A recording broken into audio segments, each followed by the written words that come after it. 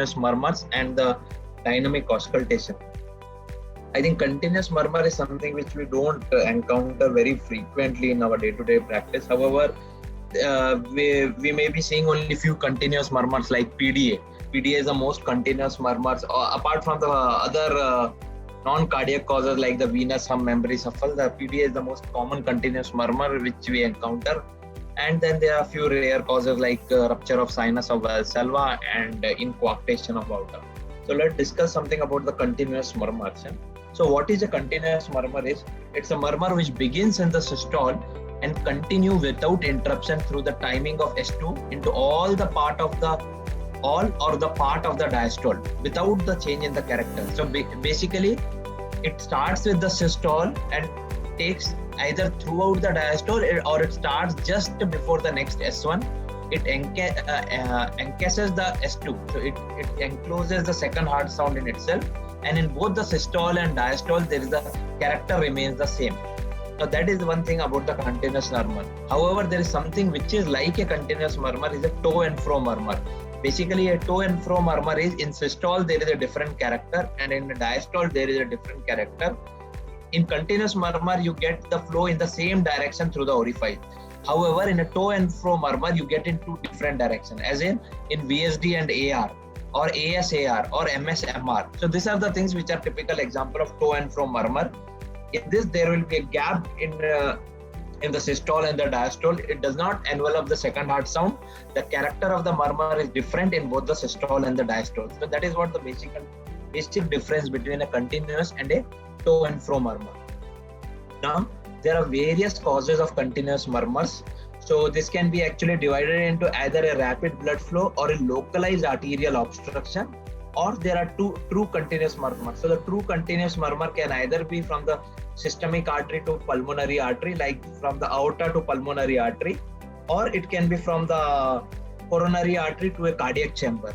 So the typical examples of systemic artery to pulmonary artery, that is the aorta into a pulmonary artery, are patent ductus arteriosus, aortopulmonary window which mimics a PDA, and then we have truncus arteriosus with ostial of the pulmonary artery stenosis. So truncus arteriosus with ostial of the pulmonary artery stenosis, and after a shunt surgery like a VT shunt. So these are the typical examples of aortic runoff into the pulmonary artery. Then we can have systemic artery to pulmonary artery like L kappa. L kappa is an anomalous origin of left coronary artery from the pulmonary artery. So you will have collaterals from the right coronary artery which fills the pulmonary artery and the left coronary artery via the collateral, and because of this we get a continuous murmur. Then we can have bronchial in patients with TOF and pulmonary atresia because of the collaterals. So these collaterals are from the systemic artery to the pulmonary artery, like either a bronchial collaterals or other collaterals. Then we have other causes of continuous murmurs like the Lutem-Becker syndrome. So basically a mitral stenosis with a ASD. So it is because of the restrictive ASD, that is a small sized or a restrictive ASD, you get a continuous murmur across the atrial septal defect. Then similarly mitral atresia with restrictive atrial septal defect can have continuous murmur. In a patients with AV fistula, either a coronary AV fistula like from the RCA to the right atrium, they can have continuous murmur, or total anomalous pulmonary venous connection drainage, they can have continuous murmur. Then you can have in the rupture of sinus of valsalva either to the RA or into the RV, or you can have coronary cameral fistula. So these are the various cardiac causes which can have continuous murmur. Then we can have localized arterial obstruction. Basically these are something like a bruit which produces a continuous murmur, like in a coarctation of aorta. In coarctation of aorta there are some causes of continuous murmur, like they have well-formed collaterals. So we get something known as Sussman sign, which is a collateral murmur, which is a continuous murmur, or the coarctation of aorta itself. Like if you have a significant narrowing in a coarctation, so you can get the blood flow in both the systole and the diastole, then you can get a continuous murmur. Then we can have in branch pulmonary artery stenosis. In celiac artery occlusion, you can get a bruit, which may be heard as a continuous murmur. Femoral artery occlusion, renal artery occlusion, or a common mesenteric artery occlusion. So these are the various things which localize arterial obstruction, which ideally it produces a bruit, but it mimics a continuous murmur. Then we can have in various other high flow states like a cervical venous hum. We know in various causes like anemia, thyrotoxicosis, we get venous hum, cervical venous hum, which are best heard during the diastole and the neck turned to the left side, so that there is a interruption or there is a kinking of the neck vessels. Then in pregnancy, we get a mammary shuffle, which can be heard as a continuous murmur. In patients with hyperthyroidism, we can get a continuous murmur. In patients with hemangioma or in patients with renal cell carcinoma, or in patients with cirrhosis and all, where you get a Purviller's sign, that is a continuous murmur around the portovenous collaterals. So these are the various causes of continuous murmurs. Now, again, let's discuss in a little in detail. So that it can be between a connection between a high pressure vessel and a low pressure vessel. Like as an example, from the aorta to the pulmonary artery, from the high pressure of the aorta to the pulmonary artery, as in patent ductus arteriosus, autopulmonary window, and from the rupture of sinus of Valsalva into the right atrium or the right ventricle. Then we can have connection between from the coronary artery, as in coronary AV fistula, which drains into the RA or RV or a pulmonary artery, and in a patient with L-kappa, like the right coronary artery via the collaterals filling the left coronary artery, or the other atrioventricular communication like the bronchopulmonary collaterals in patients with pulmonary atresia and tetralogy of Fallot. Then we can have in patients with pulmonary AV fistula or systemic AV fistula. Then other examples are the Lutembecker syndrome with restrictive ASD. The ASD should be restrictive in all these cases. Now let's discuss something about the patent ductus arteriosus, which is the most common continuous murmur which we hear. We know the patent ductus arteriosus, we get a continuous murmur. It is usually almost like a grade 5. So the continuous murmurs are not graded. We usually tell it grade 5 because you can hear it without the stent on the chest wall. So it's that high frequency. So it is also known as the Gibson's murmur or the machinery murmur. We know it is because it sounds like a machinery or it is called a Gibson's or a Gibson's because it was first told by the Gibson. The best heard in the left first intercostal space. So the PDA murmur is best heard in the left first intercostal space and also best heard in the left infraclavicular fossa. So these are both the places where they can be best heard, at the left first intercostal space or the left infraclavicular fossa. Now there are a lot of eddy current. The one of the characteristic thing about the PDA continuous murmur is there are a lot of eddy currents which are heard as clicks. So throughout the systole, you will hear a lot of clicks, which are actually the eddy currents. Also, one of the typical thing about the PDA continuous murmur is it is the only continuous murmur which usually peaks at the second heart sound. So some continuous murmurs are peaks in the diastole, some during the systole, but this is the only continuous murmur which peaks at the second heart sound or just after the second heart sound. And if you suppose there is a patient in which the PDA is non-restrictive, then you get a high frequency soft murmur which peaks around S2. However, if the PDA is moderately restrictive, then you get a loud coarse machinery murmur, which I already discussed, are eddy sounds. Lot of clicks are heard. So there are conditions where a PDA may not produce a continuous murmur. Example, in neonates, when the pulmonary venous resistance is very high, PVR is very high, you may just get a short systolic murmur. Or if the ductus is very small, you may not able to get a continuous murmur. Now, in the patients with pulmonary artery hypertension or a Eisenmenger syndrome, the diastolic component goes off and then the systolic component goes off. So in a patient with very large ductus with a PDA, with a Eisenmenger and all, you may be able to get only the systolic murmur and not the diastolic murmur. Again, in a patient who has a aortic stenosis or associated coarctation of aorta, in patients with PDA, due to low aortic pressure, you may not be able to hear a continuous murmur. So these are the various causes of not having a continuous murmur in a patient with PDA. But out of this, the most common scenario is the patient with pulmonary artery hypertension where the diastolic component goes off. So which are the other continuous murmur? I told about the autopulmonary window. It very closely mimics a PDA murmur. One of the important differences as compared to the PDA, it is usually heard lower down. The continuous murmur is heard lower down in the third and fourth or the second and third intercostal space. However, AP window is one of the conditions which is usually associated with very early development of Eisenmenger syndrome. So the PAH occurs very early in patient with autopulmonary window. The third, which a classical cause of a continuous murmur, is rupture of sinus of Valsalva. Now, we know the sinus of Valsalva is a structure which can rupture either to the RA or into the RV. So it will produce a murmur basically in the right lower sternal border if it ruptures to the RA, or to the left lower sternal border if it ruptures to the RV.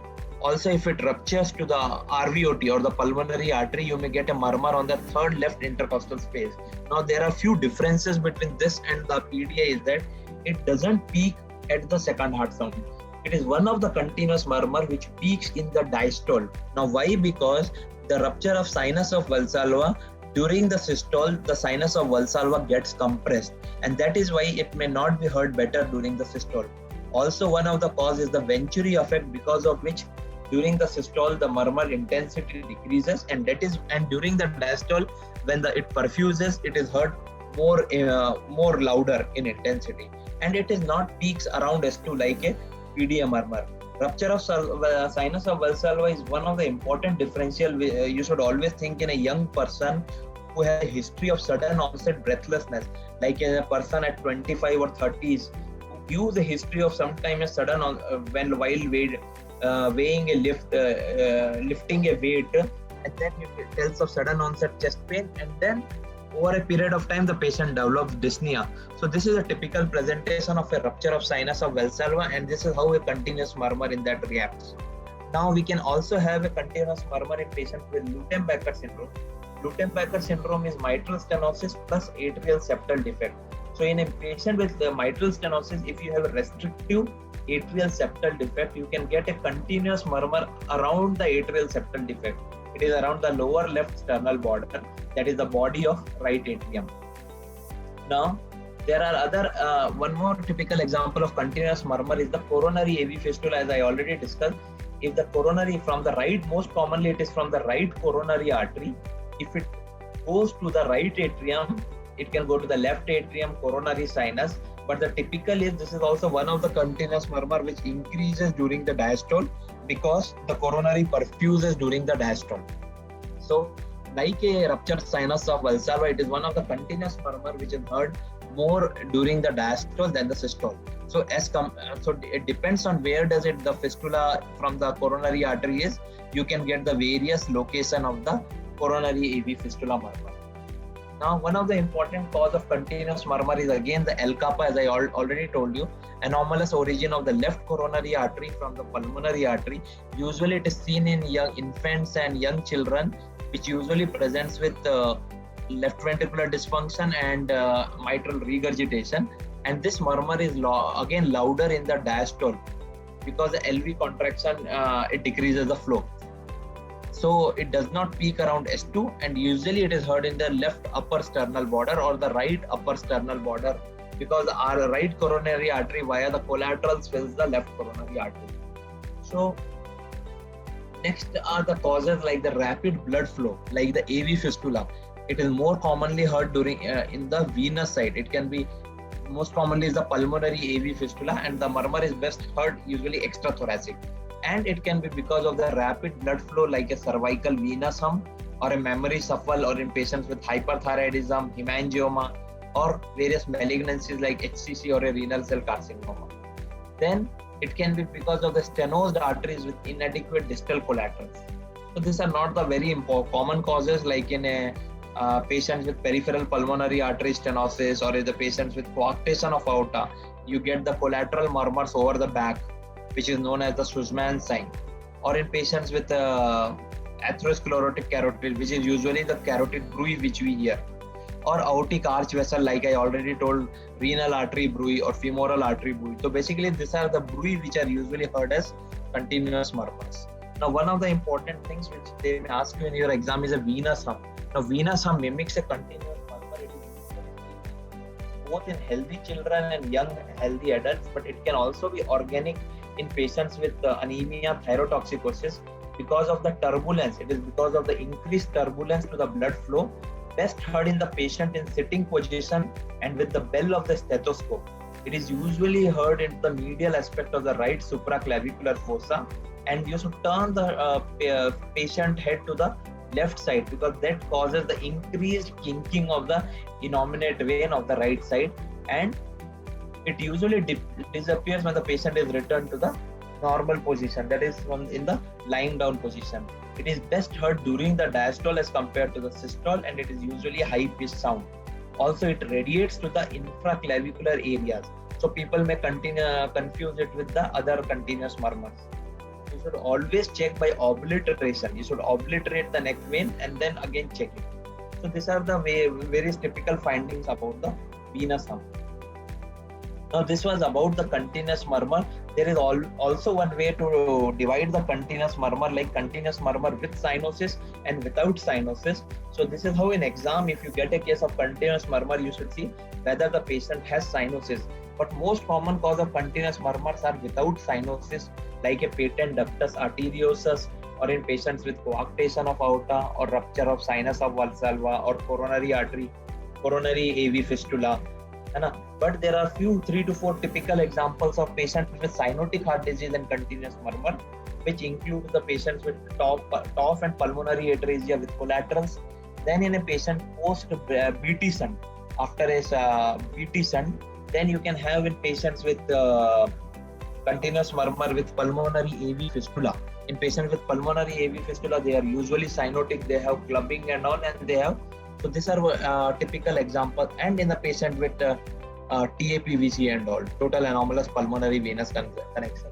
So you should always divide the continuous murmurs into with cyanosis and without cyanosis. So this was in short about the continuous murmur, because you should know a little bit also about the continuous murmur. So the next topic which we will discuss is about the dynamic auscultation. This remains one of the important topics because as we discuss the systolic diastolic murmurs, there are always various manures, let it be physiological like the or the positional manure or the drug manure or the something like a Valsalva and squatting, which alters the cardiac hemodynamics and which may increase or decrease the intensity of the murmur or the duration of the murmur. So what is a dynamic auscultation is it is a technique of altering the circulatory hemodynamics by a variety of physiological manures, or it can be positional, and it determines the effect of this manures on the heart sounds and the murmur. So this manures may either increase the blood flow or decrease the blood flow, causing increased intensity and duration of your various murmurs and the heart sounds. So this is what a dynamic auscultation is, and we do a lot of bedside interventions.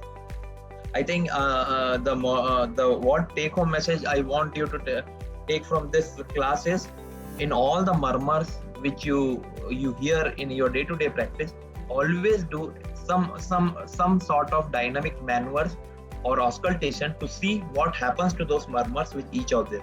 So this intervention can be respiratory, that is either inspiration or expiration. It can be positional, that is standing from a lying down position or on lying down position, or patient sitting and leaning forward, or left lateral decubitus position or prone position, or various physical maneuvers like squatting, Valsalva. So this are Muller's maneuver. So these are various maneuvers. And then pharmacological are the amyl nitrate or phenylephrine or methoxamine. So let's discuss in detail each of this intervention, because I want all of you, once you auscultate any murmur, try doing some maneuver to this, so that you should know what happens to this murmurs on this maneuver.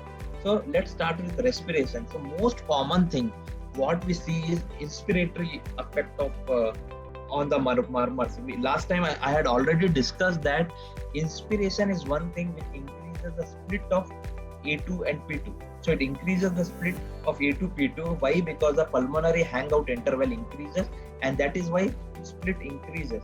Whereas on expiration, the split becomes narrow and it closes. Why? Because during the expiration, A2 P2 closes. Also, what happens is on expiration, on inspiration, because the intrathoracic pressure is low, all the blood is pulled into the pulmonary circulation. and that is why what happens, there is decreased flow to the left side, and that is why also the aortic component outer component closes late. So these are the few things about the inspiration. So now what happens is, on inspiration the intrathoracic pressure decreases. However, there is increased venous return to the right side of the heart, and there is a dilatation of the pulmonary vascular system causing increased hangout interval. So this is the mechanism of why the split of A2 and P2, it increases. However, there is an increased stroke volume to the right side, and almost all the murmurs of the right side increases. Last time I told you there is only one exception to this is pulmonary ejection click. Valvular click of the pulmonary circulation, it decreases in intensity on inspiration. Now, why does that happen is, on inspiration the venous return increases, that increases the RV end diastolic pressure. So there is a premature opening of the pulmonary valve. So when it opens, it doesn't open from a longer distance, but it opens from a shorter distance, and that is why there is a decrease in intensity of the pulmonary valvular ejection click, and not the vascular. It only applies to pulmonary valvular ejection click, and so this is one of the exception to this rule. Now on expiration, as I already told you, what happens is there is a decreased lung volume and pulmonary venous return. So on inspiration, because the intrathoracic pressure decreases, to the left side the blood flow decreases. However, on expiration, because of the decreased lung volumes, all the blood from the pulmonary vascular bed comes to the pulmonary venous flow, and it increases to the left atrium. So all the murmurs of the left heart usually increases on expiration, except mitral regurgitation, which doesn't seem to get affected much by this rule. So on expiration, all the murmurs of the left heart increases, except mitral regurgitation, which either changes very little or it doesn't get changed at all. So this rule you should always remember. Now all the murmurs which are accentuated during the inspiration are, we know the tricuspid regurgitation, last time we discussed, it is known as the Carvalho sign. However, there are few conditions where there is no inspiratory rise of tricuspid regurgitation murmur, like we already discussed. In a patient with RV dysfunction or right ventricular failure, it doesn't affect much. So TR is the Carvalho sign is the inspiratory increase in TR murmur. Also, in tricuspid if the TR is associated with tricuspid stenosis, you do not get much of the Carvalho sign. However, the TS murmur may again increase on inspiration.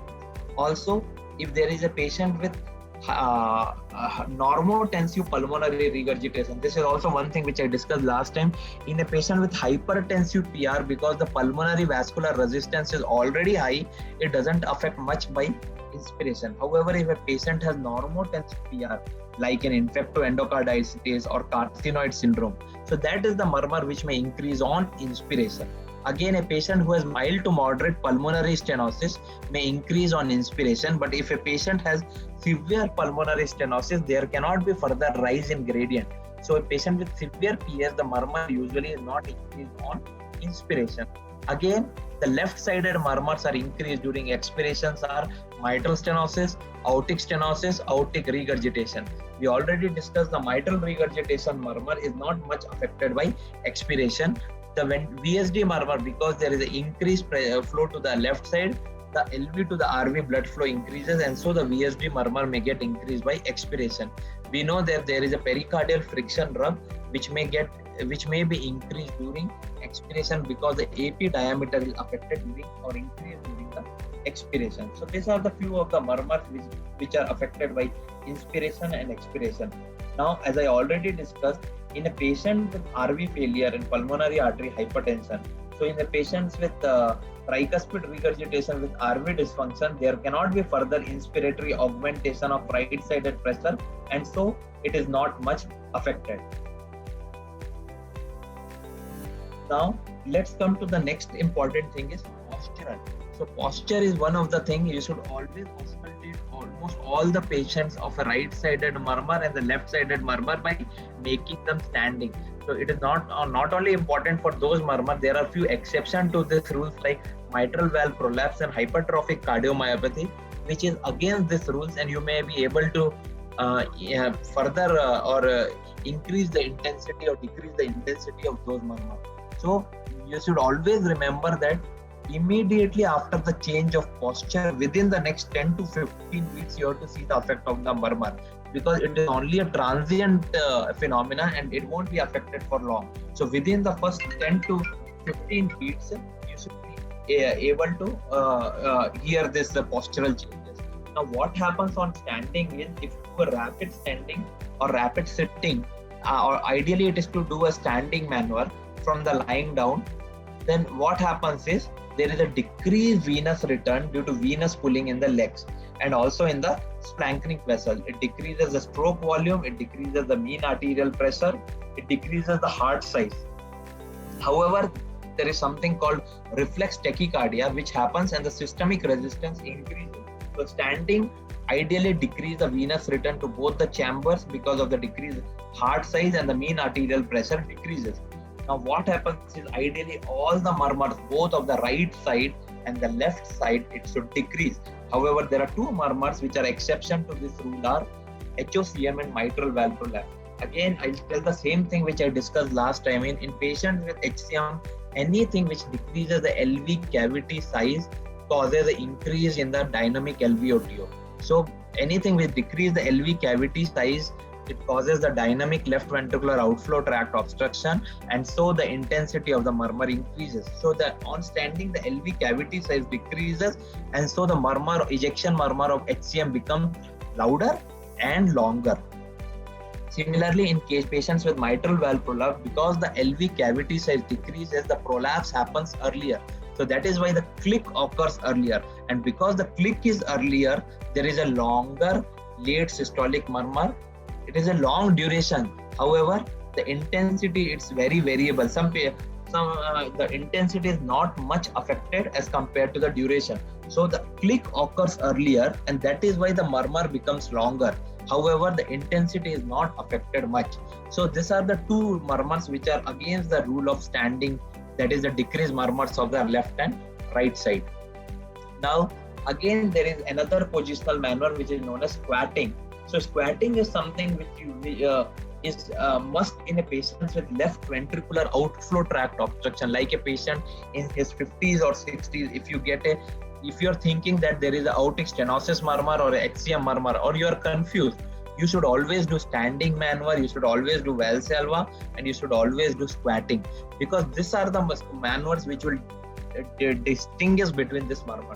So what happens is, when you do a squatting, what is the most important thing is, there is a kinking of the iliac artery, and because of the kinking of iliac artery, the systemic vascular resistance increases. Also, the squatting causes the increased venous return and the stroke volume. So both the right and left sided murmurs, because of this two different mechanism, increases. So, but there is a transient bradycardia because of the increased systemic arterial pressure, which doesn't make much effect to the murmurs, but the important mechanism is the increased venous return and stroke volume, which affects the right murmur, and increased systemic vascular resistance, which increases the left-sided murmur.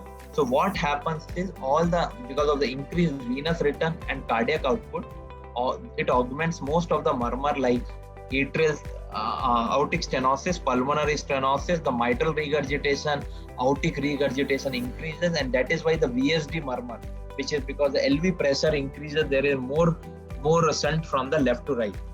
However, there is one important difference is, it makes changes to the right heart murmurs earlier than the left heart murmur. So the right heart murmurs are affected in 3 to 4 cardiac cycles as compared to the left murmurs, which are affected after 5 to 6 cardiac cycles. However, again, there are few rules.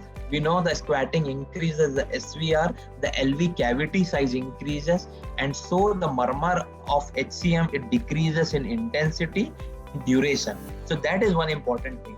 So when you you do a standing, squatting, standing maneuver, the murmur of HCM, what happens is, because of squatting, there is increased SVR, and that is why the LV cavity size increases, and that is why the dynamic LVOTO decreases, which decreases the intensity and duration of a HCM murmur. And similarly, the mitral valve prolapse, the prolapse occurs later and the click occurs later, and that is why the murmur is shorter in duration. So that is what the squatting makes a difference to the HCM and mitral valve prolapse. Now we know that there are some murmurs which are better heard in left lateral position. The typical example is a mitral stenosis because it causes the closeness of the heart to the chest wall. So all the murmurs where it is the flow from the LA to the LV or the vice versa, like the mitral regurgitation murmur or an Austin Flint murmur where there is a flow from the LV to the LA, it causes an increased intensity because in the left lateral position the LV becomes close to the chest wall, and so the MS murmur, MR murmur and Austin Flint murmur of aortic regurgitation are usually increased in the left lateral position. Now we know there are murmurs which are better heard in sitting and leaning forward. So these murmurs are usually aortic stenosis murmur and aortic regurgitation. It is the aortic regurgitation murmur which is better heard on sitting and leaning forward, and also the pulmonary regurgitation murmur because the pulmonary artery comes closer to the chest wall. They are readily audible and better audible on the patient sitting and leaning forward. In prone position, we do not do this position quite often as a dynamic auscultation. However, it brings the heart close to the chest wall, making the pericardial rub more prominent. So a pericardial rub becomes more prominent on prone position and knee chest position. Now, I would like to interrupt for 1 or 2 minutes. If any doubt is there, you can ask because the next maneuver is an important maneuver which will take around 5 to 10 minutes. Any doubts, Sanket? Yeah. To and fro murmur is same as a systolic or diastolic murmur, what they say. Yeah, it can be systolic or diastolic murmur. Yeah. That's same, right? Yeah. Okay. And I think there is one question which we can address at the end. It is not in this direct context, but ASD, VSD and PDA, some common tips on clinical case they want. I think once this gets over, pardon? Just PDA, VSD and ASD. Yeah, some clinical tips on their clinical presentation, like natural history, at what age they present, how they manifest. Okay. Anyway, so when you got the question, we'll discuss it here only. So okay. I think this is the one case which you may get in exam is the ASD, VSD and PDA. So the more common clinical things which you should get is any patient who has a history of congenital heart disease. Like somebody tells you there is a history of hole in the heart or something like that, you should always see the time of presentation. We always know that the pre-tricuspid shunt, atrial septal defect, it usually presents little later, that is the 4th decade or the 5th decade. Whereas a post-tricuspid shunt like VSD and PDA, they present earlier in the 2nd decade or 3rd decade. Now why does it happen is, in the ASD, the blood flows to the LA, to the RA, to the RV. And RA is the main chamber. So because the RA is a very compliant chamber as compared to the left side, RV is a very compliant chamber, and so the RV will dilate long, it will take the volume overload, and only once the RV starts failing, not only systolic dysfunction but maybe because of the diastolic dysfunction of the RV, then only the patient becomes symptomatic. That is why ASD, because the RV is the main chamber, it takes a lot of time because RV is a very compliant chamber. It takes a lot of time for the RV to fail. So any condition in the late 40s or 50s like systemic hypertension, RV dysfunction, associated aortic stenosis or atrial arrhythmias, most common is because of the atrial fibrillation, atrial flutter. They usually present in 4th to 5th decade. Whereas a VSD and PDA, we know that the blood in VSD is directly from the LV to the RV. So RV is only a conduit. RV is not the main chamber. RV is only a conduit in a patient with VSD. So RV just carries the blood from the LV and into the LA and the LV. So once the LA and LV becomes volume overload, the patient starts getting the symptom. So the VSD and PDA usually present early in presentation and ASD is delayed presentation. Now ASD, you should know that if any patient with a wide and fixed split, clinically, if the patient has only ASD, the typical finding you'll get is a wide and fixed split. So wide and fixed split, I already discussed last time, why do you get a wide split and why do you get a fixed split? Because the blood coming to the RV is constant both during inspiration and expiration, and why it is wide split is because of the hangout interval. So a wide and fixed split is a typical of ASD. Now that is how a typical ASD presents. However, if a patient with ASD has significant shunt, now when do we tell a shunt is significant? Is when the shunt is more than 2:1. Then you will start getting findings of a large ASD, like a flow murmur from across the tricuspid valve. So a mid-diastolic murmur across the tricuspid valve is one of the typical findings of a large ASD. Then you may get findings of pulmonary artery hypertension. You may get a RV type of apex. And very rarely in a large ASD, you'll get a thrill. So a thrill in the pulmonary area, though not very typical of a large ASD, you may get a thrill in a pulmonary area. JVP is not very common. You may get a equal to V wave in most of the ASD. However, when the ASD becomes very large and the shunt is large, you'll start getting prominent V waves, even without tricuspid regurgitation. So a large V wave will tell a significant shunt in a patient with ASD. Now, as compared to ASD, patients with VSD will have wide and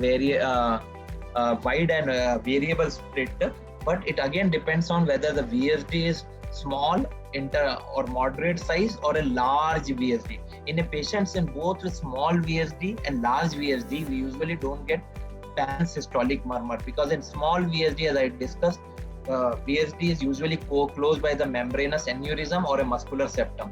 Whereas in a patient with a large VSD with a pulmonary artery hypertension, because the gradient between the RV and the LV are less, you get only a early systolic or a short systolic murmur. It is basically a moderately restrictive VSD which produces a thrill, which produces a pansystolic murmur. So the typical finding of a VSD is thrill and a pansystolic murmur.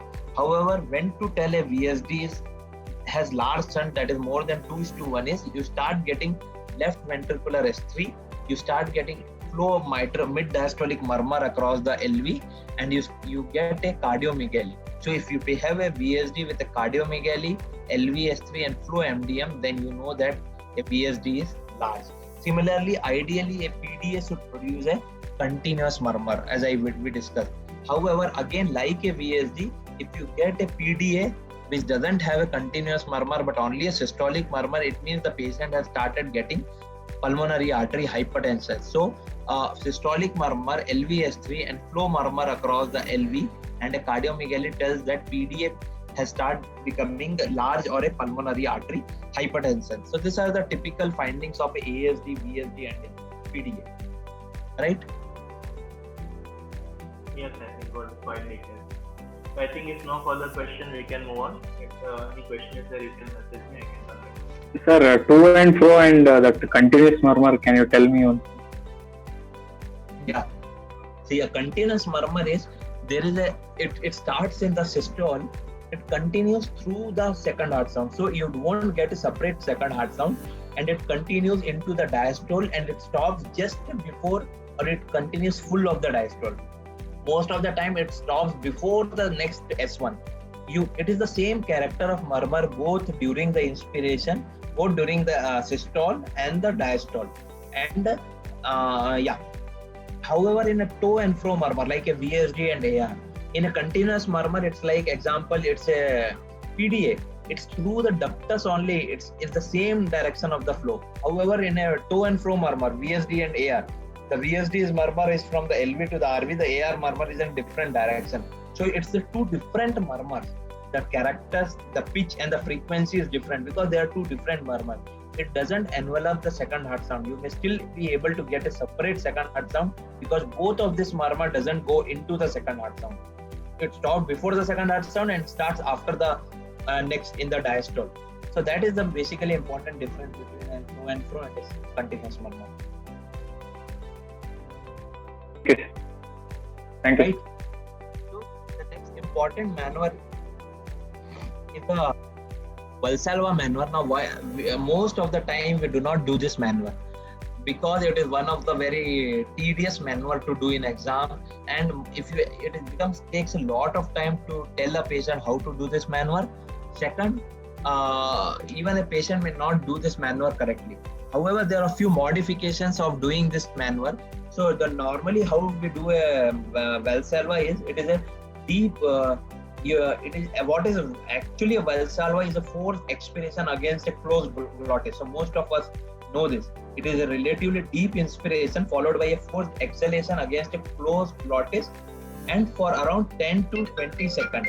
It's not a short time, but it's around 10 to 20 seconds. Now, there are few modifications like a Valsalva can be done by using with the help of a manometer, in which the patient blows into a mercury manometer and maintains a gradient pressure of about 40 millimeter of mercury for about 15 seconds. So 40 millimeter of mercury for about 15 seconds. But again, this is one of a tedious thing and not actually practiced. However, the most common way of demonstrating a Valsalva is you have to tell the patient to take a breath and put the flat of your hand on the patient tummy, and then your patient pushes back the examiner's hand, which is pressed downward in the mid abdomen. So you have to tell the patient to take a light breath and press the flat of your hand on the patient tummy on the mid abdomen, and tell the patient to push back the examiner's hand. So this is the most common way or most easy way to do a Valsalva maneuver. I always remember you should not do in patients with ischemic heart disease, because this Valsalva maneuver, because it decreases the blood flow to the LV, it can decrease the coronary blood flow and may induce ischemia. And we all know that the Valsalva has 4 phases. It is the phase 1 and 3 which are not perceptible at bedside, and that is why most of the maneuvers or Valsalva makes what we hear. The murmurs it is the phase 2 which makes a difference. So now what happens during various phases of Valsalva? So the phase 1, we know in the phase 1 there is an increase in intrathoracic pressure. Because of the increase in intrathoracic pressure, all the pulmonary venous return comes to the left heart, and there is a transient increase in LV cardiac output, and that is why the systemic arterial pressure increases. And there is always a reflex bradycardia. Whenever the BP increases, there will be a reflex bradycardia because of the baroreceptors. Now, so what happens in phase 1 is, because of the increase in intrathoracic pressure, the blood flow, because of intrathoracic, the decreased pulling of the blood to the pulmonary bed and increased pulmonary venous return. And that is why the LV output increases, and that is why systemic blood pressure increases, but heart rate decreases. Now the second phase is the most important phase, that is the strain phase, and that is what we are clinically interested in. In the strain phase, there is decrease in the venous return. It is first decreases to the right side of the heart, and then there is a decrease in venous return to the left side of the heart. So what happens is there is a decrease in systolic blood pressure, diastolic blood pressure, pulse pressure, all the pressure decreases, and the baroreceptors are activated, which cause a reflex tachycardia. So we know that all the murmurs of both the right side and both the left side should ideally decrease on Valsalva. Again, the rule is HCM murmur and mitral valve prolapse murmur. Because of the decrease in venous return, the LV cavity size decreases, SAM occurs, and that is why intensity and duration of the HCM murmur increases. Click occurs earlier, and that is why the duration of the mitral valve prolapse murmur increases, but doesn't make much difference to the intensity. So this is the phase 2 of Valsalva. Phase 3 of Valsalva is the cessation of staining. Once the patient stops to stain, what happens is there is an increase in venous return. Now, because of the increase in venous return, ideally there should be an increase in arterial pressure. But here the arterial pressure doesn't increase. There is a transient decrease in arterial pressure because the intrathoracic pressure is decreased. Still, because the intrathoracic pressure is not rising, it is falling. That is why the blood pressure decreases, and that is why we get a reflex tachycardia. And finally, we should return. Phase 4 is the return of pre-Valsalva, where there is an overshoot of the systemic arterial pressure and there is a reflex bradycardia. So the phase 4 is the overshoot of the systemic arterial pressure, which has decreased in both the phase 2 and phase 3, but now it has overshoot. It didn't come back to normal. It has overshoot that phase, and that is why there is a reflex bradycardia. Now this is that image which shows you very clearly is phase 1, 2, 3 and 4. We know that phase 1 there is an increased cardiac output, so the BP which was 130 became 155. Now and there is a reflex bradycardia, heart rate is decreased. in phase 2, as I told you, there is a decreased venous return, so the cardiac output decreases, which causes a decreased systolic blood pressure, diastolic blood pressure, and mean arterial pressure, and that is why the BP fell down, and that is why there is a reflex tachycardia. In phase 3, what is happening is there is an increase in venous return, but there is no, it doesn't, the blood pressure, it doesn't increase because the intrathoracic pressure is increased. So there is slow increase, but it doesn't come back to normal. However, in phase 4, there is overshoot of the systolic blood pressure to more than the normal, and that is why there is a reflex bradycardia. So these are the 4 phases of Valsalva. Now, this is a short summary of the 4th phase. Phase 1, there is a increase in venous return, so the BP increases, heart rate decreases. In phase 2, venous return decreases, so BP decreases, heart rate increases. In phase 3, the venous return is increasing, but the blood pressure is not increasing because of the increased intrathoracic pressure. So the BP is decreasing and heart rate is increasing. And finally, in phase 4, there is overshoot of the BP, and that is why there is a reflex bradycardia. Now, as I already told you, there is a because of the decreased venous return, all the murmurs of the right side, left side decreases, like AS, AR, MS, MR, TS, TR, PS, PR. Everything decreases except the 2 murmurs, which I have already told in detail. What happens is decreased LV cavity size causes an increased LVOTO, so the intensity and duration of HCM murmur increases. The click happens earlier, and so the duration of the MVP murmur increases. Now, there is one specific condition, like in patients with heart failure and LV dysfunction. We know that the phase 1 and 3 are normal, but in those patients, there is absence of decrease in arterial blood pressure. There is a decrease in arterial blood pressure during the phase 2, and even there is phase 4, overshoot of the blood pressure does not occur because the baroreceptors are not activated, and that is why you get something known as the square wave response. Not important to this topic, but you should just remember that in patients with heart failure, LV dysfunction, because the baroreceptors are not activated, you do not get a phase 2 decrease in arterial BP and a phase 4, that is overshoot of BP. So that is called a square wave response, which you get in heart failure. Now, I won't discuss this Muller's maneuver in detail, but it is the reverse of Valsalva maneuver. We do not commonly use it. So I won't go into detail about the Muller's maneuver. Now, next, coming to the isometric exercises. So what is the isometric exercise? The most common isometric exercise is hand grip.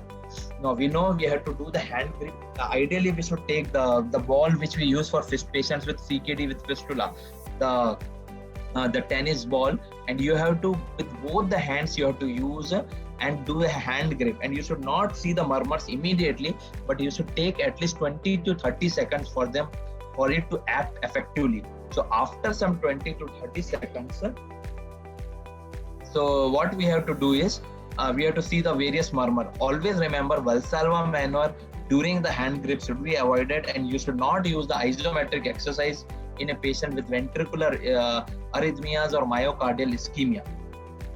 Now, it is again contraindicated in patients with recent MI, uncontrolled hypertension, cerebrovascular diseases, and aortic dissection, because your HVR increases a lot. Now, what happens during isometric exercise? There is a significant increase in systemic vascular resistance, which increases the arterial pressure, increases the heart rate, LV size and LV filling pressure, everything increases. So we know the most important thing is the AS murmur. Now, what happens in aortic stenosis is the LV pressure is very high. Suppose the LV pressure goes up to 200 and your aortic pressure in aortic stenosis is 100. So the normal gradient is 100. What happens with the hand grip is your aortic pressure increases to 160 and 180, and so the gradient decreases, and that is why the aortic stenosis murmur decreases during the hand gripping. Now, in patients with AR, MR, what happens is because of the increased systemic vascular resistance, the runoff is increased, and in MR murmur, the LV, the blood from the LV to LA increases, and that is why AR murmur, MR murmur, and even VSD, it increases during the hand grip. We know that MDM murmur of MS is also increased because the cardiac output is anything that increases the cardiac output, increase the LA pressure, which causes an increased gradient from the LA to LV, and that is why the mid-diastolic murmur of mitral stenosis is increased on hand grip. Again, on hand gripping, the SVR increases, the LV size increases, and so the intensity and duration of HCM decreases. Again, the MVP, the click occurs late, and so the duration of the murmur is decreased. I would like to emphasize again and again, anything which decreases the preload, it increases the murmur of HCM and increase the duration of the HCM. Anything which increases the LV size, it decreases the murmur of HCM and it decreases the duration of mitral valve prolapse murmur. Now, this is again one important thing, that is a cardiac cycle length and post PVC. So this is not something which you get every day during your examination, because it is very difficult to get a PVC during your cardiac examination. However, if you have a premature ventricular contraction, that is a missed beat, it makes too much changes to your examination finding. So one typical thing is this. Now, I don't know many of you have heard this or not. This thing is something known as a post PVC. You see the third beat in this image. The third beat in this image is a so this is a PVC, premature ventricular contraction. So what happens is, normally after a PVC there is a compensatory pause. Now what happens with that compensatory pause is the LV starts filling, because the end diastolic volume increases. It initiates the Frank-Starling law. We know that in Frank-Starling law, the end diastolic volume is proportional to the contractility. So once there is a compensatory pause, the end diastolic volume increases, and so the cardiac contractility increases. So this is one important thing, because any PVC, post PVC, you get an increase in both in AS murmur and you get an increase in HCM murmur. Why? Because the LV contractility increases, it causes a dynamic LVOTO. Anything which increases the LV cavity causes a dynamic LVOTO, and that is why even the HCM murmur increases post PVC. But somebody may ask you, what happens on PVC to this? After a PVC, once the LV contractility increases, the LV systolic pressure increases. Can you see the yellow thing? So the yellow dot signifies the LV systolic pressure, which was normally around 100 to 120, it becomes around 170 to 180. However, post PVC, the aortic pressure usually decreases a little bit. Suppose it was 120, it becomes 100. It doesn't get much affected, but it decreases a little bit. Therefore, the gradient between the LV and the aorta increases. So after a PVC, the LV pressure increases, the aortic pressure decreases, the LV and this gradient increases. That is known as the Brokenberg-Braunwald-Monro sign. So the Brokenberg sign is the increase in the LV systolic pressure, decrease aortic pressure, and increase gradient between the LV to aorta. However, the pulse pressure reduces. So that is what is the Brokenberg-Braunwald-Monro sign. So this is what something is important to remember, even if they don't ask in your exam. So after a PVC, we know that the AS murmur. So this is one of the important things to distinguish from AS from a MR. In most of the patients with sclerotic aortic valve, you get a murmur in the apex, which is known as the Gallaudet phenomenon. Many a times, this Gallaudet murmur will mimic a mitral regurgitation murmur. So suppose if the patient has AF or if the patient has a PVC, there is a beat-to-beat variation of this AS murmur, but not the MR murmur. Why? Because the AS has only one root, LV to aorta, whereas MR has two roots, LV to aorta and LV to LA. So that is why MR murmur, there is no beat-to-beat variation. Again, there is a pulmonary stenosis murmur will again increase after the PVC. Hypertrophic cardiomyopathy murmur, as I already told you, because there is an increased LV contractility, the systolic murmur increases, and it is known as the Brokenberg-Braunwald sign. Again, I told you post PVC, the mitral stenosis, after a PVC, because the LV cavity is increased in MVP, what makes the difference is not the LV contractility, but after that, the increased end diastolic volume, because the LV cavity size is increasing, there is a delayed click and decreased murmur. So this is the only maneuver, a post PVC, where the MVP murmur and HCM murmur does not go hand in hand.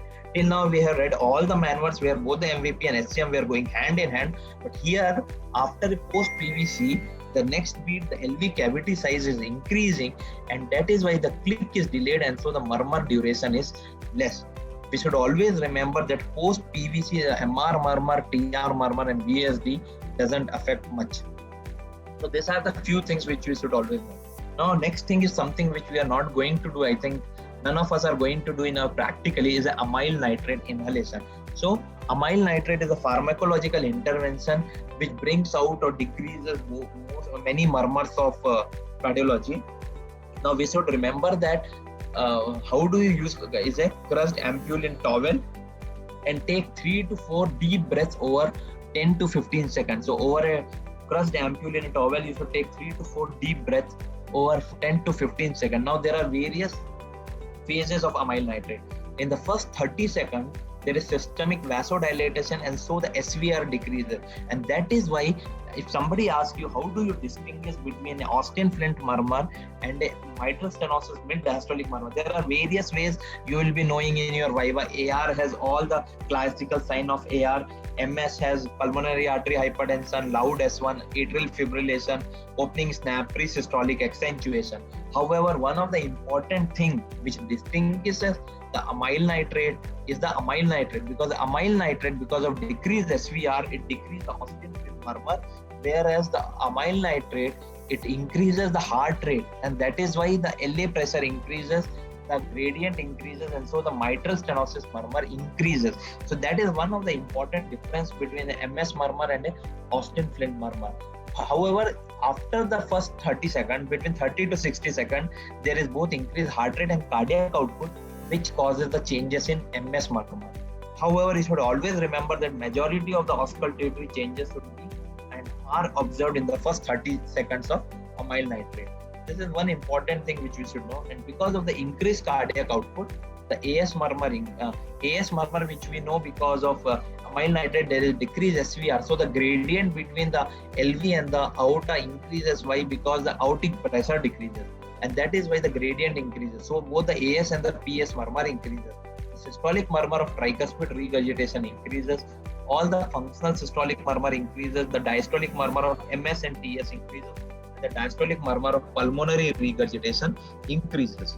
The decreased murmurs are the with amyl nitrate. The MR murmur decreases and the Austin Flint murmur decreases. So the systolic murmur of MR is decreased. The diastolic murmur, Austin Flint murmur of AR is decreased. And we know because of decreased SVR, the LV pressure decreases, and so the top systolic murmur is decreased. Because the RV pressure is now all the blood goes from the RV to the LV. So right through left shunt is increased.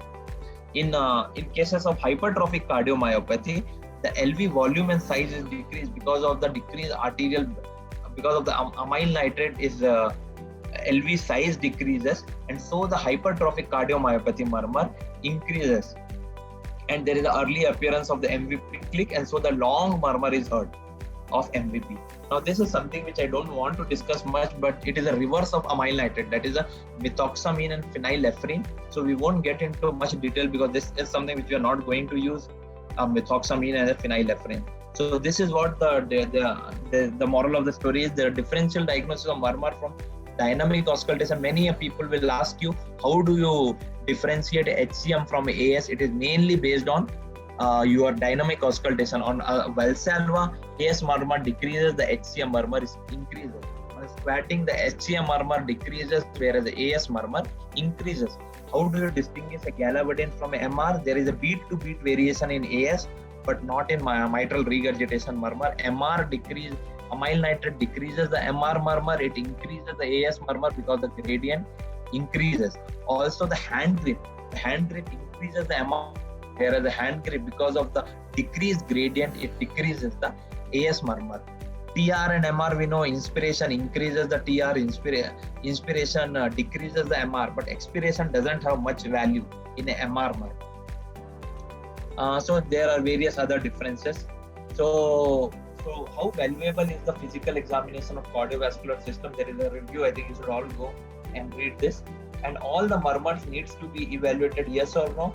I think all the diastolic murmur definitely needs evaluation. Continuous murmur, you should evaluate whether it's physiological or it's an organic cardiac murmur. any systolic murmur which is grade 3 and above ideally should be evaluated, and ideally all murmurs should be evaluated, but all the murmur which is grade 3 and more, at least with the 3, all the murmurs should be evaluated. So I would like to conclude here. Thank you. Can you explain one more time effect of hand grip on MR and hypertrophic cardiomyopathy? The MR hand grip, when you do a hand grip with both the hands, you should do at least for 20 to 30 seconds with both the hands. Always remember, you should ask the patient, ideally not to do with it, hold some object and then do a passive hand gripping for 20 to 30 seconds and then see the effect on murmurs. MR murmur, we know because of the increased systemic vascular resistance, the MR murmur increases. However, because of the increased SVR, the LV cavity size increases. Because anything which increases the LV cavity size, it decreases the dynamic LVOTO. So the LVOTO decreases, and so the duration and intensity of the HCM murmur decreases.